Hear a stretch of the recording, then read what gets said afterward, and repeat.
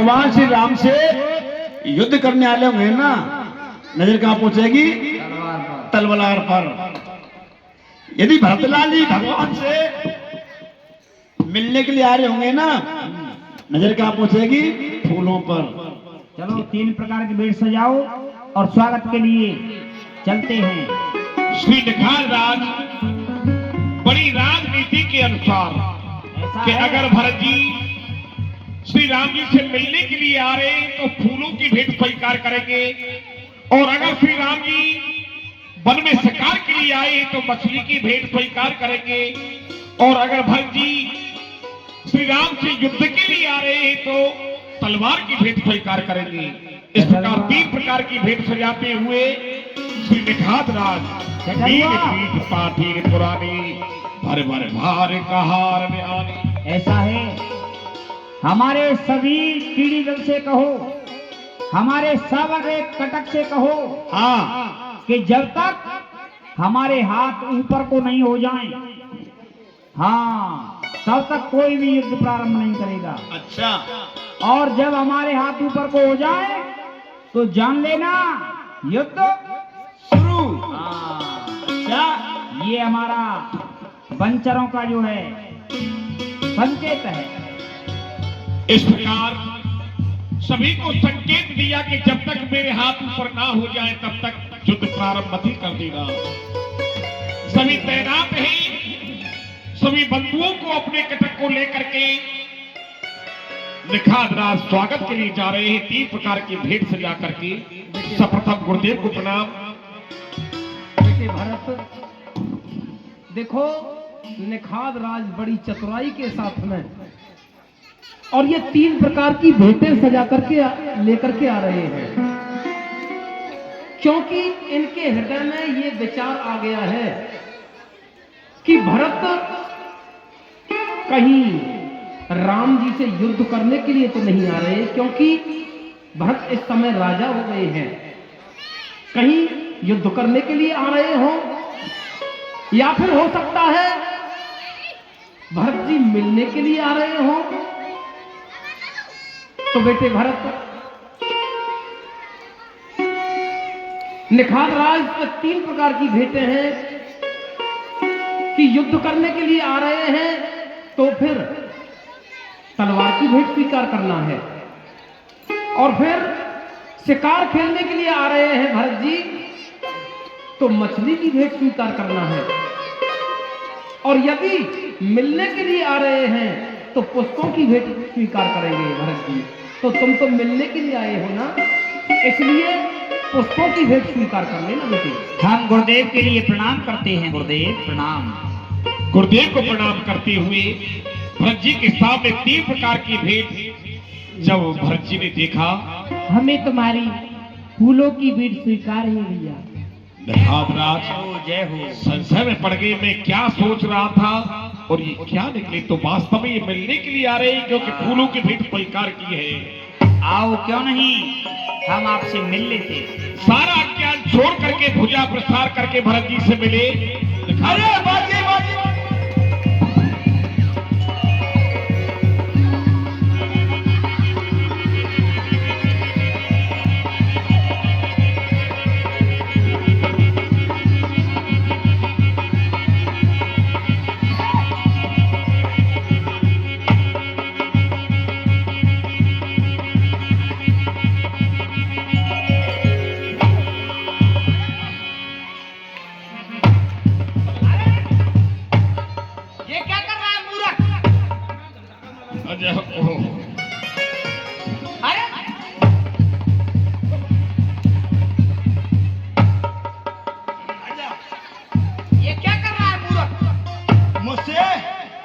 आपने कहा था, क्या कहा था? मेरे हाथ ऊपर हो जाए ऐसे करके युद्ध प्रारंभ। आप क्या ऊपर हो गए? मैंने सोचा हमने युद्ध प्रारंभ कर दिया। हमने युद्ध प्रारंभ कर दिया। अरे मूर्ख, हम दोनों हाथ ऊपर करके भरतलाल जी से मिल रहे थे।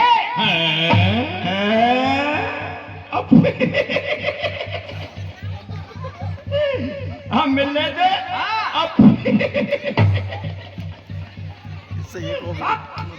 हमने सोचा कि आप मैंने सोचा कि आप युद्ध के लिए कह रहे हैं, मुझसे ऊपर हाथ हो गया आपके, मैंने से खूब मारा है। चलो गुरुदेव से माफी बस मांगो। माफी मांगो गुरुदेव से। हाँ ये गेरू जी, गुरु जी, मुझे काफी दे दो। काफी नहीं माफी। हाँ लेट करके। अरे सीधा लेट करके, सर नीचे कर। हाँ अरे चरणों की तरफ सर को करके।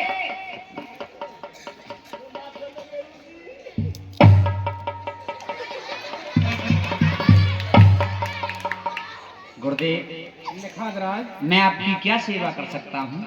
ये बतलाओ पहले, तुम्हारे यहाँ ऐसे कितने हैं? हम वनवासी हैं। हाँ।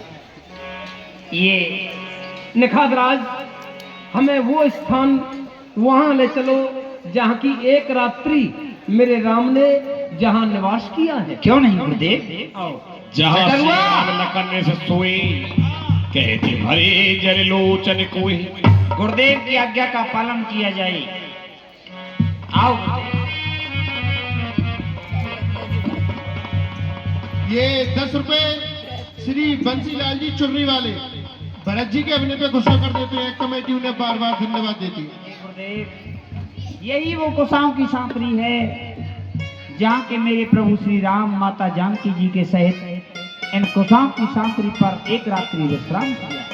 जासे सुपा पुनीत तरे रघुवर की अभिश्राम,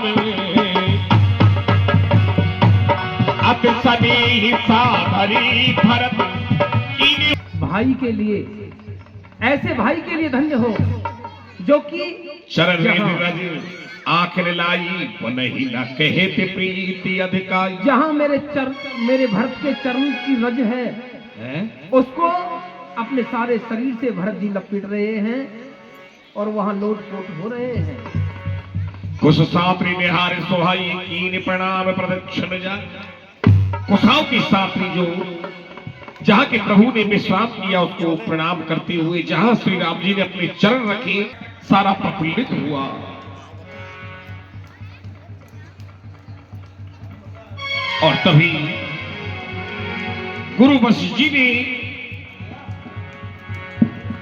निखादरा से पूछा कि भैया, यहां तक तो हमें मंत्री सुमंत जी ने बतला दिया, तो यहां तक तो आकर के पहुंच गए हम, लेकिन अब यहां से आगे श्री राम हमें कहां मिलेंगे भैया निखाद, हमें वह स्थान बताओ।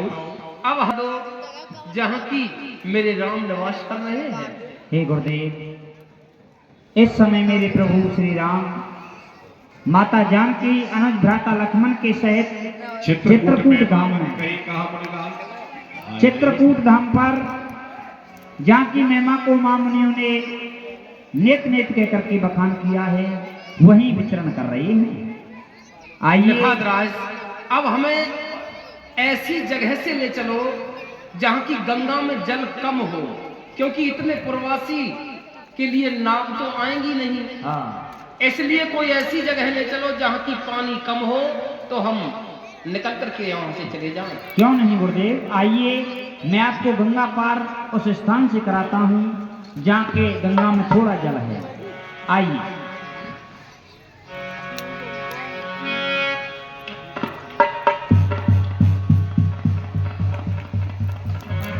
पर श्री राम जी विराजे हुए हैं।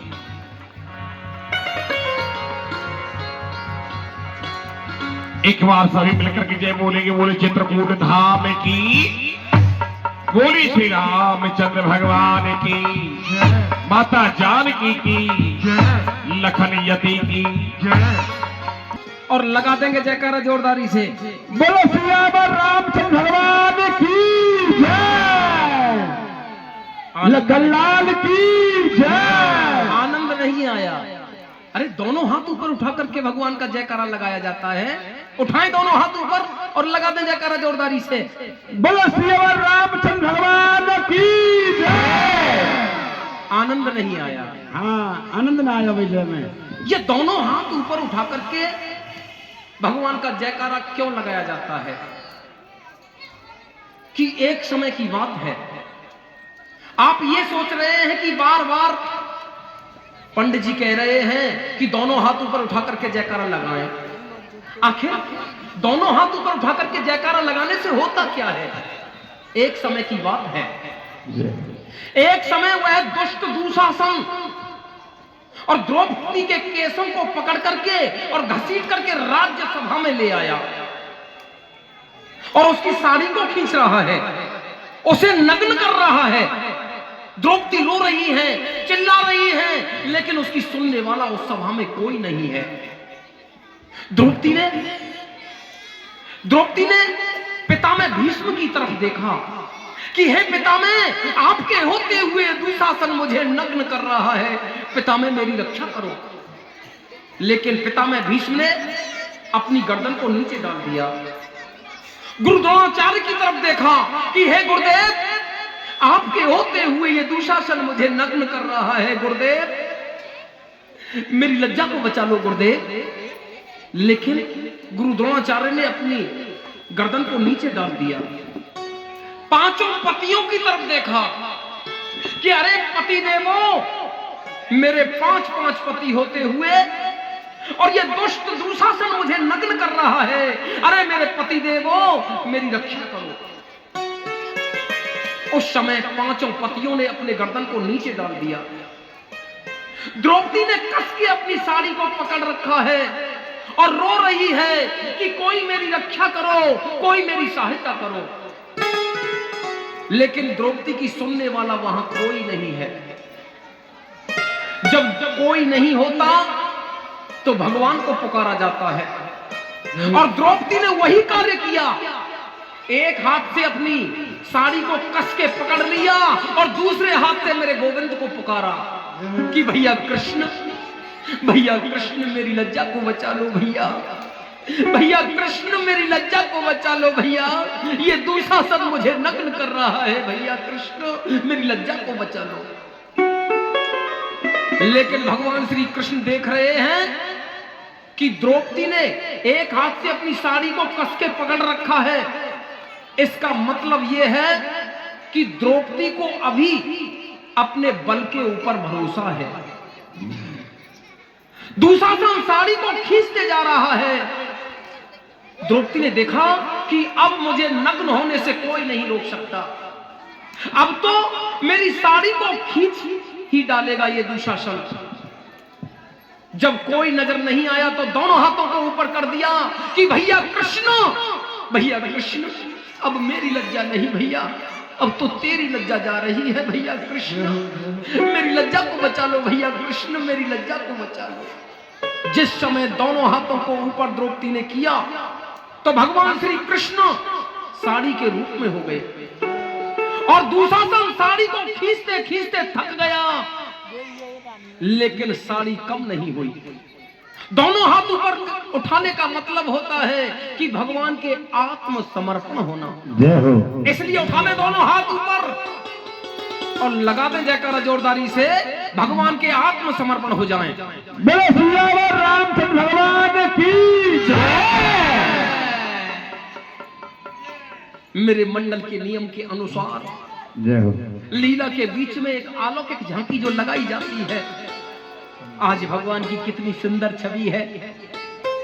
भगवान बंद है ये चित्रकूट धाम पर विराजमान है। ये चित्रकूट धाम है।